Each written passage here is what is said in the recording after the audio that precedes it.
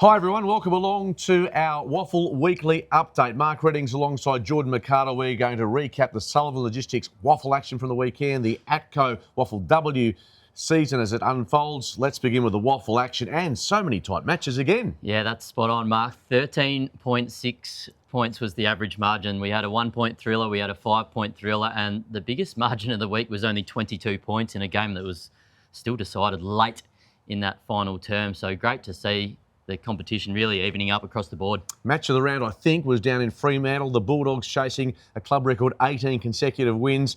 They were stopped in their tracks by Claremont, who got up in a thriller. The Bulldogs kicking 1 goal late in the final quarter. By a familiar face as well, Jack Musica kicked the winning goal, a former Bulldogs player who last played for South Fremantle back in 2021. So no doubt that would have meant a little bit more to him. And we've got an outright leader in Claremont now who have dethroned the reigning champs. Yes, unbeaten, the only side unbeaten in the competition. We don't give the Eagles a lot of love in the WAFL, but we deserve to give them some right now because they've had back-to-back victories. And this was the most impressive of the lot, downing a really star-studded Subiaco outfit, and they came home strongly, 5 goals to none in the final quarter. Matt Flynn, he got dropped from the AFL side and certainly responded with 50 hit-outs, 23 disposals and a goal. Malachi Champion was again good. He kicked 3 goals. And the likes of Finn McRae and Clay Hall were really impressive through the midfield. The Demons by a point in Mandurah against Peel Thunder. That is another thriller. Yeah, they came home strongly, Peel, on their home turf. And Jeremy Sharp, he's putting together a hell of a season for the Thunder. Unable to force his way into the Fremantle side at the moment through no fault of his own, but he racked up another 34 disposals and a goal.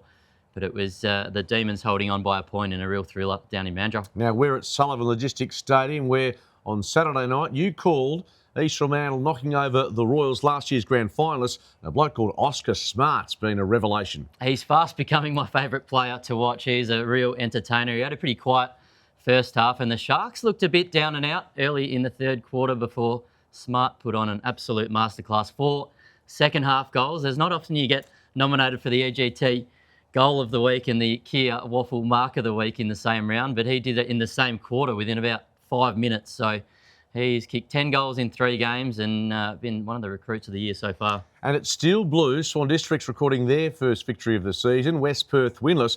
And speaking of goals, a couple of absolute classics in that match as well. Yeah, Kane Bevan, he did it in a losing cause, unfortunately, but that would be one of the goals of, not only one of the goals of the week, but one of the goals of the year. And William Reedy, he kicked 4 goals for Swan Districts, including an absolute beauty from the pocket in the third quarter. So great to see Swan Districts off the mark. Unfortunately for the Falcons, they're still yet to get off the mark for 2026 and couldn't get it done in a couple of their stalwarts milestone games in Tyler Cartel's 200th and Keegan Knott's 150th.